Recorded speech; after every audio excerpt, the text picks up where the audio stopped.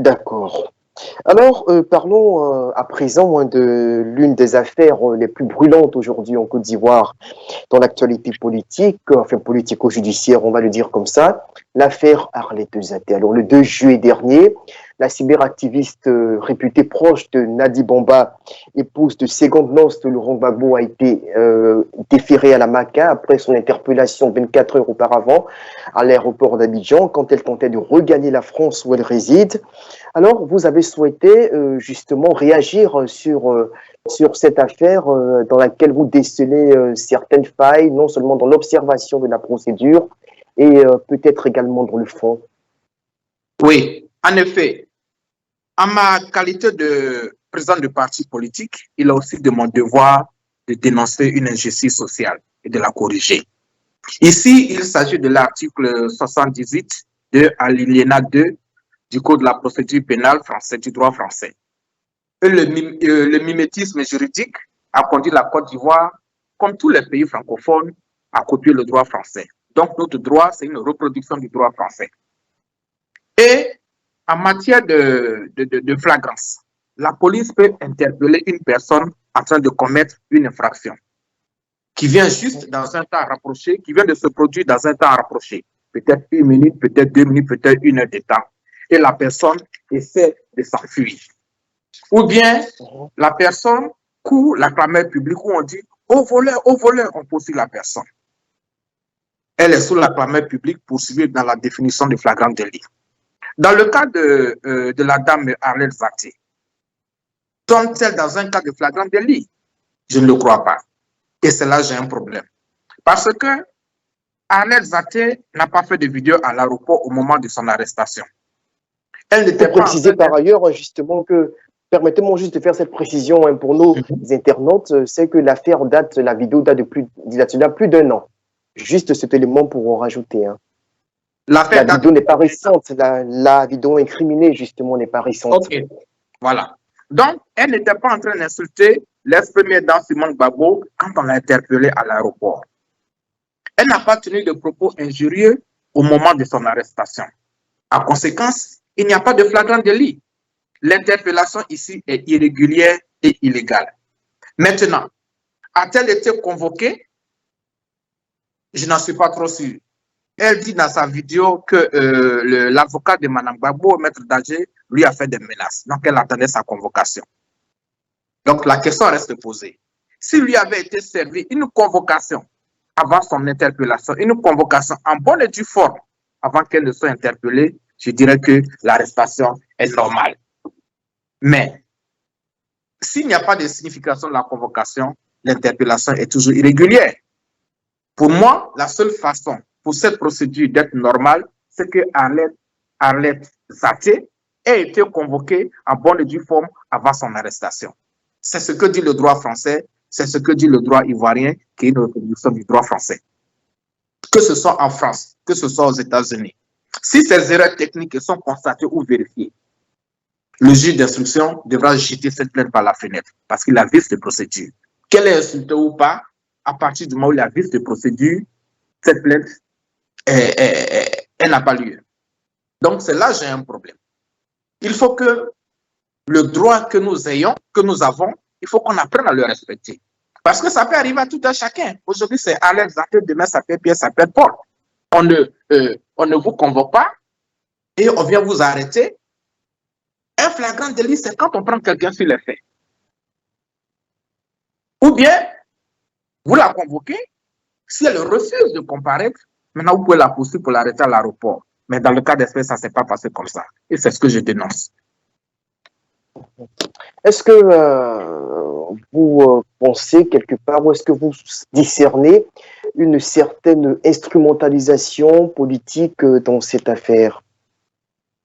C'est d'un point de vue scrutateur, oui, parce que l'avocat dont elle parle, qui l'a fait arrêter, qui connaît bien le droit, parce que c'est un avocat, il devrait saisir la loi pour qu'on envoie une convocation à la jeune dame. Si ça ne s'est pas passé ainsi, comme je l'ai dit tout à l'heure, il y a vice de procédure.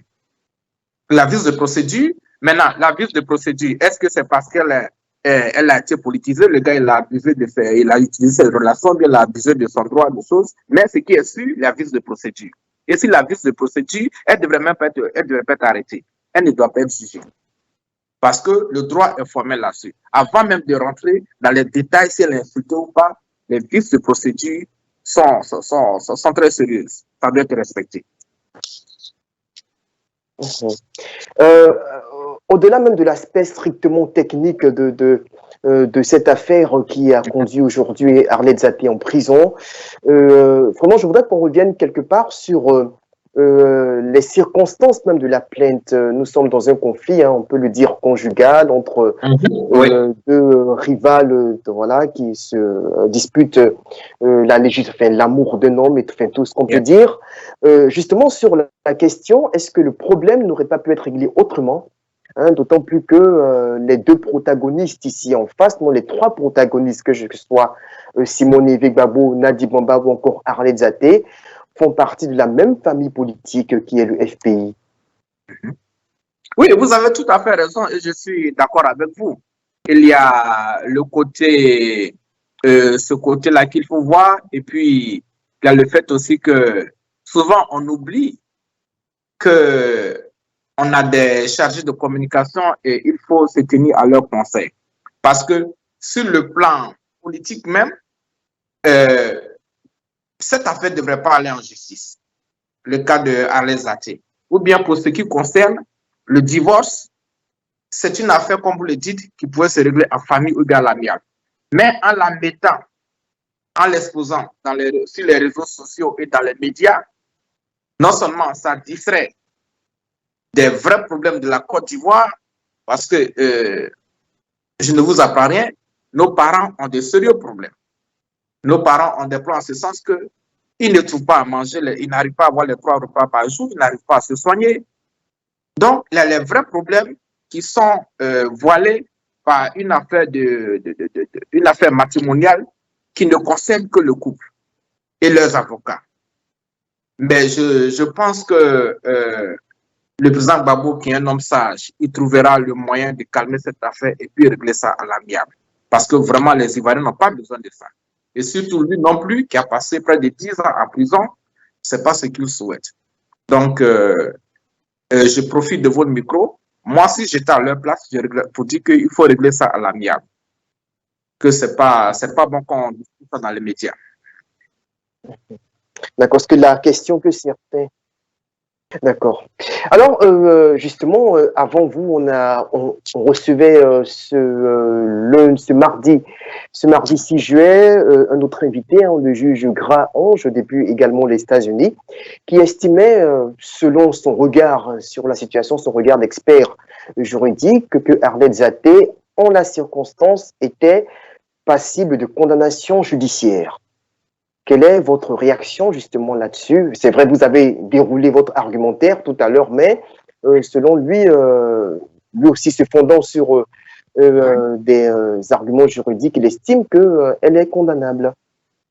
Ce que je peux dire, bon, moi je vis aux États-Unis, je suis plus familiarisé avec le droit américain, j'ai fait le droit ivoirien avant de venir aux États-Unis il y a très longtemps, mais avant de venir ici ce matin, j'ai fait des recherches sur le droit français et j'ai contacté des collègues qui sont des juristes français.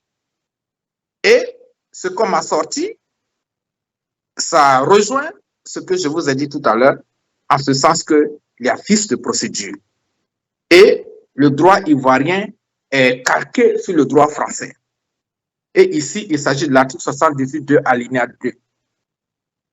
Donc, elle peut être passible de poursuites judiciaires, comme je l'ai développé dans le deuxième volet de mon exposé, si elle a été convoquée préalablement, avant qu'elle n'aille à l'aéroport. Est-ce qu'elle a été convoquée? Est-ce qu'on lui a envoyé une convocation en bonne et due forme et elle a ignoré la convocation? Dans ce cas, elle est passible de poursuites judiciaires. Mais s'il n'y a pas eu de convocation, devant tout bon juge, cette affaire est jetée par la fenêtre, comme je l'ai déjà dit. Donc, le juge Gras, peut-être que vous allez donner l'occasion de bien expliquer ce qu'il veut dire. Parce qu'en matière de droit, c'est d'abord la procédure. On ne va pas, on prend quelqu'un chez lui, on l'envoie en prison. On prend quelqu'un à l'aéroport, on l'envoie en prison. On prend quelqu'un au marché, on l'envoie en prison. Il y a une procédure pour arrêter quelqu'un. Si la procédure n'est pas respectée, que la personne ait commis le crime ou pas, le cas, à moins que ça ne soit un meurtre, mais dans les cas comme celui-ci, le cas est jeté par la fenêtre. Donc, je m'inscris en faux contre l'argument du juge si la procédure n'est pas respectée.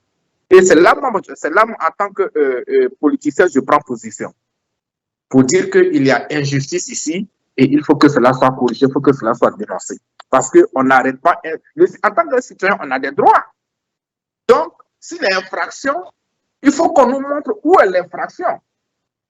Et s'il y a flagrant délit, ça veut dire, même les enfants à l'école primaire connaissent le terme flagrant délit, ça veut dire on te prend sur les faits. Mais est-ce qu'on a pris Madame Arlette Zaté sur les faits en train d'insulter Madame Gbagbo? C'est-à-dire les faits au moment de son arrestation. Si, pendant qu'elle était à l'aéroport, au moment où elle était à l'aéroport, elle était en train d'insulter quelqu'un, faisait une vidéo, oui, elle est prise en flagrant délit des faits. Mais si elle a fait la vidéo avant et que vous voulez l'arrêter, vous devez lui envoyer une convocation. Donc, au risque de me répéter, si cette procédure n'a pas été respectée, on doit respecter le droit. C'est-à-dire, elle peut être passible de poursuite judiciaire, mais elle ne sera pas poursuivie parce qu'il y a vice de procédure. Parce que moi, je n'entre même pas dans les détails si elle est insultée ou pas. Mais à partir du moment où il y a vice de procédure, il n'y a pas de cas, il n'y a pas de dossier.